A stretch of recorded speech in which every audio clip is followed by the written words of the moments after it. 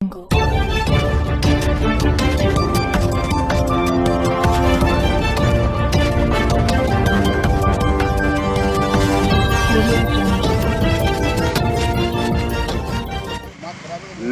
की एक सबसे बड़ी खबर।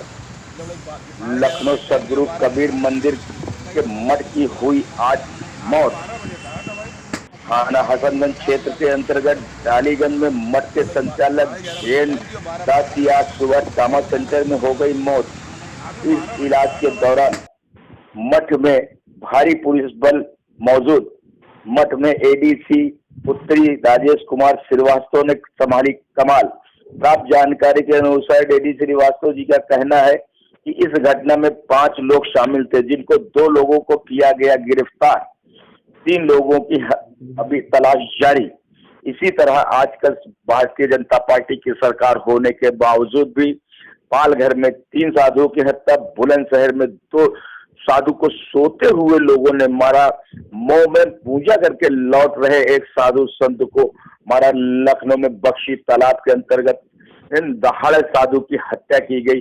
साधुओं में बहुत ही रोष उत्पन्न है और जहां तक देखने को मिलता है कि भारतीय जनता पार्टी साधुओं की सरकार है, लेकिन फिर भी साधुओं पर कोई भी सुरक्षा का इंतजाम नहीं है। सारे मठ पे कोई पुलिस कर्मी तैनात नहीं है।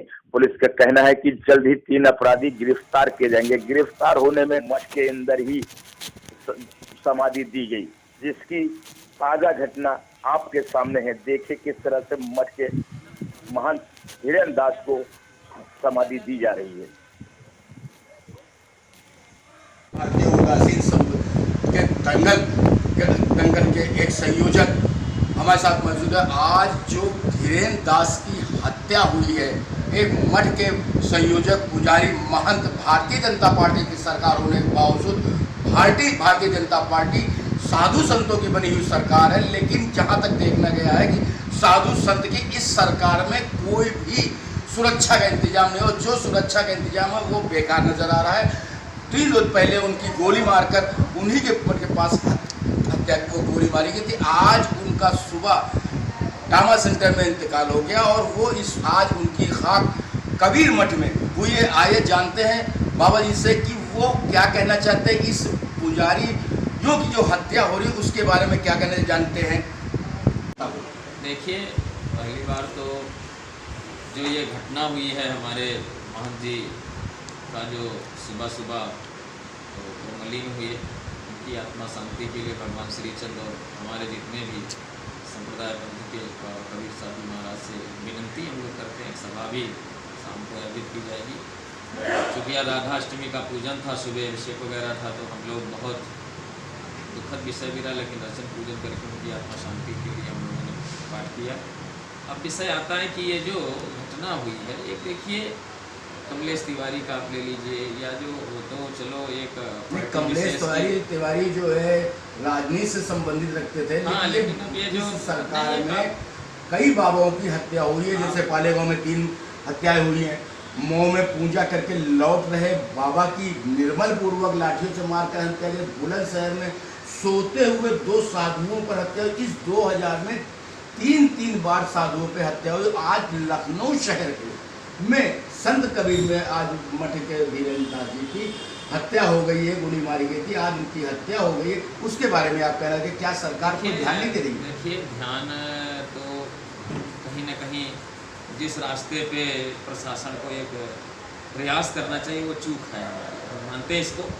और हत्या की जहाँ तक बात रही, तो ये जो 1-2 महीने में एक न एक संत की हत्या हो जा रही है। आप चिन्हट में ले लें, हमारे दिन दहाड़े साधु को मार दिया गया और इनकी हत्या दिन दहाड़े हुई, तो कहीं ना कहीं एक जो है बहुत बड़ी भयावह जो है लोगों में भय पैदा करने के कारण ये ऐसी हत्याएं की जा रही हैं। अब हम लोग भी उसी कड़ी में, नंबर अगला हमारा भी हो सकता है, कोई और संत का हो सकता है।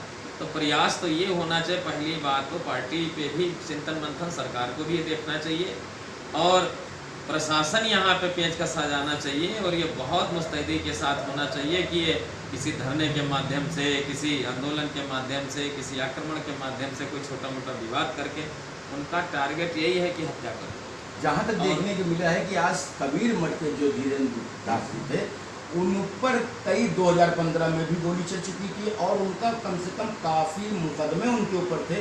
क्या बाबा को ये शोभा देता है कि इस तरह के मुकदमे उन पर हो, ज़मीन कब्जे के, रेलवे की और एलडीए की ज़मीन पर मुकदमे भी उन पर चले थे? क्या ऐसा कुछ है? नहीं, ये अगर ऐसी अभी तक मुझे पूरी जानकारी नहीं है। अगर ऐसा कुछ विषय है तो ये दुखद होता है।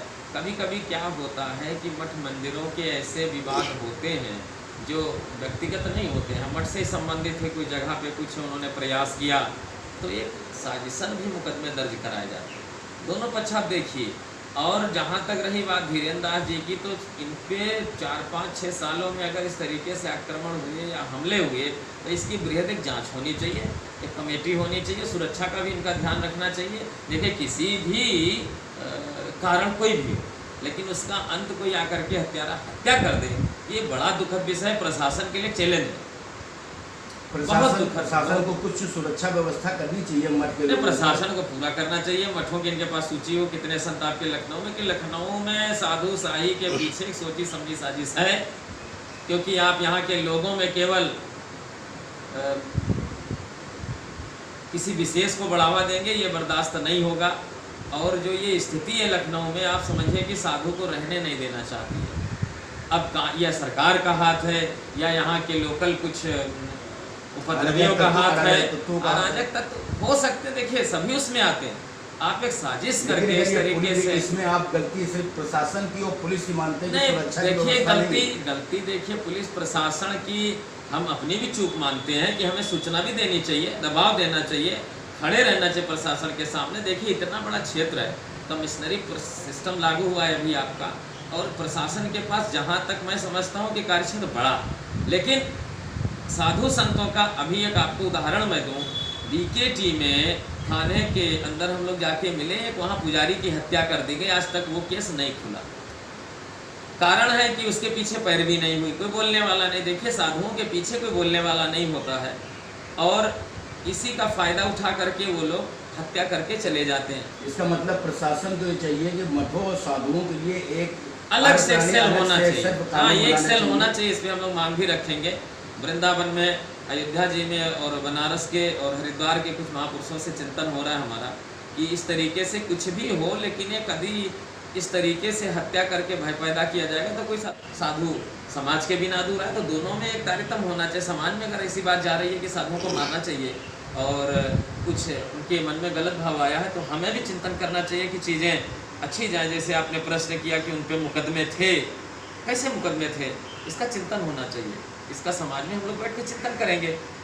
और मठ मंदिर से संबंधित संपत्तियों की देखरेख के कारण, चूंकि प्रबंधक भी थे, हम लोगों का भी तमामों कार्य ऐसे होते हैं पूजा पाठ के अलावा भी, जो संप्रदाय और परंपरा के उन महापुरुषों की चीज़ के निधियों के रक्षार्थ भी हम लोग रखे गए हैं।